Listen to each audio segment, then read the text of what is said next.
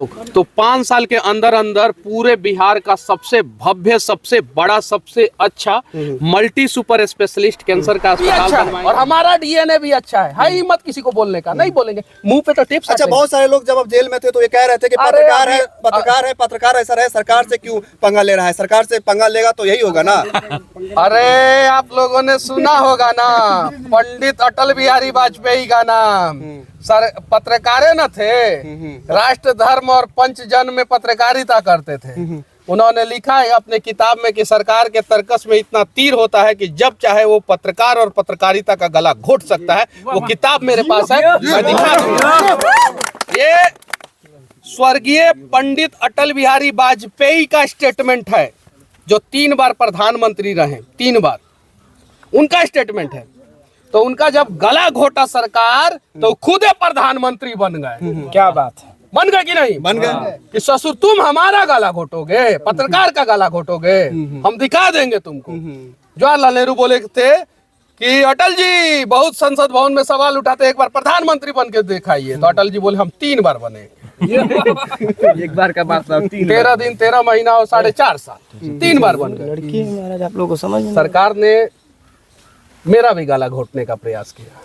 दिखाएंगे सरकार को कि कैसे चलाया जाता है सिस्टम को, सरकार को कैसे चलाया जाता है। आपका जो कह रहे हैं चलाने वाली बात, फिर से कहीं ना कहीं उधर मिर्च अरे लग जाएगा। पत्रकारिता से चलाएंगे महाराज, इस पत्रकारिता के ताकत को दिखाएंगे, इस माइक के ताकत को दिखाएंगे। और जहां भी गलत हो इस माइक के ताकत से, इस पत्रकारिता के ताकत से उस गलती को दिखाएंगे। सरकार को झक मार के वो गलती सुधारना अच्छा, पड़ेगा। एक सवाल है आपसे, कभी भी नहीं देखा गया था कि एक पत्रकार के लिए जब गांव आता है और 9 महीने जेल होके जब जेल में रह के गांव आता है तो लोग दिवाली मना रहे थे, कल हर घर में दिया जल रहा था।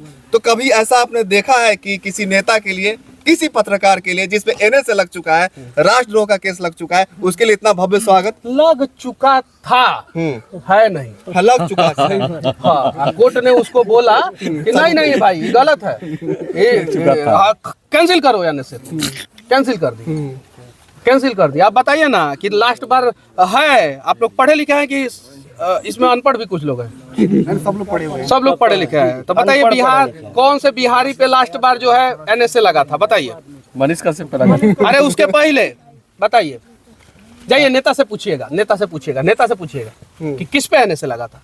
ना बिहार का किस जो बम ब्लास्ट किया सब उस पे एनएसए लगा, ना किसी पे एनएसए नहीं लगा, किसी पे एनएसए। जो मजदूर के लिए लड़ा उस पे लग गया। बिहार का सबसे बड़ा अपराधी मनीषवा हो गया, जो अपनी नानी का कैंसर का इलाज कराता था पटना एम्स में, जो ना जाने कितने लोगों का आंसू पोंछता था।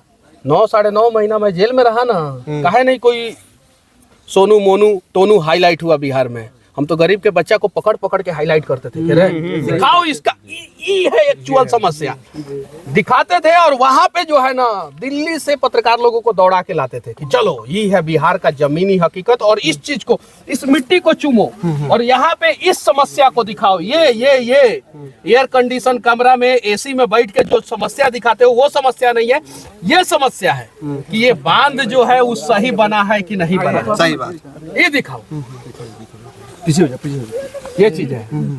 तो अभी आप अपने गांव में आए हुए हैं मनीष भाई, ऐसा लोग कह रहे हैं कि ममहर है, ममहर में गांव यहाँ से बगल में। तो क्या लगता है, लोग बहुत सारा सवाल करेंगे मनीष भैया जो है पॉलिटिकल पार्टी में जाएंगे, अरे नहीं होंगे, नेता बनेंगे, इसमें नहीं, हम इन सब चीजों के बारे में सोचे नहीं है।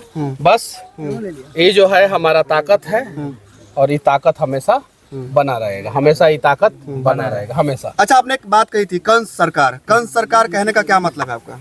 जो गरीबों का गला घोट दे वो कंस है। कंस है। जिसके आंखों के सामने गरीब जो है अस्पताल में दम तोड़ के मर जाए वो कंस है, वो रावण है, वो दुर्योधन है। और ऐसे लोगों को जो है वर्तमान समय में सोशल मीडिया के जमाने में, डिजिटल युग में जो है ना, हम लोग तो बर्दाश्त नहीं करेंगे। थोड़ा सा पीछे रहिए लोग, तो मैं चीजों को अच्छे ढंग से दिखा पाऊंगा। थोड़ा सा और पीछे, इधर से थोड़ा सा, यहाँ से 25 मीटर की दूरी पे ये घर है, दिखाइए 25 मीटर की दूरी पे ये घर है। और यहाँ से 25 मीटर की दूरी पे ये गंडक नदी है, आप देख सकते हैं। ये बांध है, मैं बांध पे खड़ा हूँ। और ये जो नदी है ना, सामने ये पेड़ के बगल में जो है मेरा गांव है, बगल में गाँव। मतलब कि इस छत से मेरा घर दिखता था कुछ दिन पहले, मतलब कि जब हम लोग छोटे छोटे थे तब, ठीक है। यहाँ से इस छत से मतलब कि मेरा ममहर और मेरे घर में सिर्फ 1 किलोमीटर का दूरी है और दोनों पंचायत अलग अलग है। मैं इस जगह पे पैदा हुआ हूँ। यहाँ पे जो लोग हैं ना, वो जब बच्चा पैदा करते थे ना, तो खटिया पे लाद के जो है सरिसवा बाजार तक बाढ़ के समय में जाते थे। क्या चीज पे लाद के? खटिया पे लाद के। खटिया पे लाद के। और उसमें ना जाने कितने बच्चे दम तोड़ देते थे, कितने बच्चे दम तोड़ देते थे। अब हम लोग जो है यहाँ पे कुछ करेंगे, साथ दीजिएगा लोग, तो 5 साल के अंदर अंदर पूरे बिहार का सबसे भव्य, सबसे बड़ा, सबसे अच्छा मल्टी सुपर स्पेशलिस्ट कैंसर का अस्पताल बनवाएंगे, जिसमें कैंसर के साथ साथ तमाम तरीके के बीमारी का इलाज होगा और रिसर्च भी होगा। साथ नहीं दीजिएगा लोग, तो अकेले मनीष कश्यप कुछ नहीं कर सकता है। कुछ नहीं कर सकते, ये चीज है। तो अगर साथ दीजिएगा लोग तो करेंगे, बदलेंगे और दिखाएंगे। हॉस्पिटल बनाना तो सरकार की काम है, आखिर किसी भी समाज में बदलाव का काम समाज में रहने वाले जिंदा लोगों का काम है।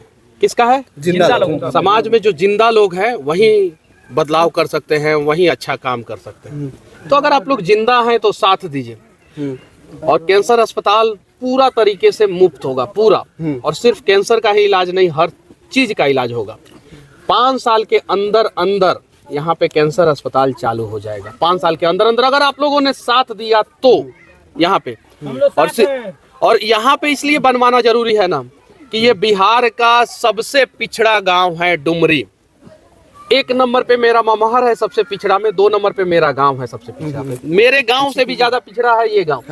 यहाँ तो आने के लिए रास्ता आप लोग मेरा वीडियो बना रहे हैं, जाइए लोग ना कोहड़ा पे, ऐसा जो है 400-500 लोगों का बस्ती है, जाने का रास्ता तक नहीं है। कोहड़ा पे जाने का रास्ता तक नहीं है। बताइए सरकार क्या कर रहा है? सरकार का काम ये होता है कि नहीं होता है? जाइए वहां पे। और वहां पे अगर बारिश के दिन में जो है कोई माँ बच्चे को जन्म देती होगी तो जाके सोचिए, एहसास कीजिए। यहीं से सिर्फ 2 किलो, इसी गांव का पार्ट है वो। चारों तरफ से नदी से घिरा हुआ है, रास्ता तक नहीं पहुंचा है। जाके देखिए, दिखाइए उस चीज को, ये चीज है। और उसके लिए सांसद विधायक दोषी नहीं है, उसके लिए सरकार का दृढ़ इच्छा शक्ति दोषी है। अगर सरकार का दृढ़ इच्छा शक्ति अगर सही रहे, उसके अलावा समाज का भी दृढ़ इच्छा शक्ति दोषी है। अगर हम लोगों का दृढ़ इच्छा शक्ति सही रहे तो ना जाने, मैं इस जगह पे पैदा हुआ हूँ। देखो मेरा, देखो मतलब कि फैमिली बैकग्राउंड कैसा है। हम लोग एकदम सिंपल साधारण परिवार में पैदा हुए हैं एकदम। आप देखिए मेरा ममहर है यहाँ पे, मेरा घर है यहाँ पे। ना मामा का घर अमीर है ना मेरा घर अमीर है। देख लीजिए, यहाँ पे पैदा होकर संघर्ष करके मैं आगे बढ़ा। आज जो है कम से कम पीपली लाइव तो हो गया है ना। जो स्टूडियो में बैठ के बड़े बड़े मीडिया चैनल थे जो कभी यहाँ पे आए नहीं थे, मुझे आज भी वो 4 साल पहले का बात सीओ साहब का, अंचलाधिकारी महोदय का, मझवलिया जो ब्लॉक में हमारा गांव पड़ता है, मेरा ममहर पड़ता है, वहाँ के अंचलाधिकारी 4 साल पहले कहे थे, जब हम उनसे बोले थे कि मेरा गाँव डूब गया है, राहत शिविर पहुँचाइए। तो बोले क्या कि हम आपके गाँव में कैसे राहत शिविर पहुँचाएंगे महाराज, जाने का रास्ता तक नहीं है। अब सोचिए, 4 साल पहले वो YouTube पे वीडियो पड़ा हुआ है, आप लोग जाके देखिएगा। हम बोले कि सर 2 दिन से बाढ़ आया है और सरकार का नियम है कि 24 घंटा अगर कोई गांव या शहर या कुछ भी अगर पूरे तरीके से कट जाता है और चारों तरफ से पानी घिर जाता है तो हेलीकॉप्टर से राहत शिविर पहुंचाया जाता है कि नहीं? हेलीकॉप्टर कभी यहाँ पे राहत शिविर के लिए नहीं आया, कभी नहीं आया। हाँ, नेताजी गड़ चुनाव प्रचार के लिए हेलीकॉप्टर लेके जरूर आते हैं। अरे हम पहले लोगों को बचाएंगे कि पहले प्रचार करेंगे? पहले लोगों को बचाइए ना। और इस जगह से दिखाना जरूरी है क्योंकि ये पूरे पूर्वी और पश्चिमी चंपारण में सबसे ज्यादा बाढ़ यहीं पे आता है, इसी जगह पे आता है। नाप लीजिएगा लोग, आप लोग इंची टेप ला के, सबसे ज्यादा। क्योंकि वाल्मीकि नगर से जितना भी नदी का पानी छूटता है सबसे ज्यादा डाउन ये यहीं पे आके अड़ जाता है, रुक जाता है, यहीं पे आके रुक जाता है। ये महानवा डुमरिया गाँव में आके पूरा पानी रुक जाता है, यहाँ का फसल पूरा बर्बाद हो जाता है। उस जगह पे हम लोग हैं, ये चीजें है। अब सोचिए, तो दिखाइए इस सब चीजों को, बनाइए वीडियो। अगर मेरे गांव में भी कमी है तो दिखाइए, डरिए लोग मत कि मनीष भैया और नाराज हो जाएगा। नहीं नाराज होंगे। अस्पताल, स्कूल अगर कोई गलत हो रहा है दिखाइए आप लोग, कोई दिक्कत नहीं है। देखिए सड़क पीसीसी बन गया है, चारों तरफ से मिट्टी गिर गया है, गाड़ी कभी भी पलट जाएगा। जो दिखाना है दिखाइए, दिखाइए, हम कभी किसी को नहीं रोकेंगे। हमको आज भी याद है 4 साल पहले उसी समय जब बाढ़ आया था, मेरे गांव का रास्ता कट गया था, तो एगो ठेकेदार जी जो है ना, रास्ता जैसे कटा तैसे राविस ओविस भेज दिए थे।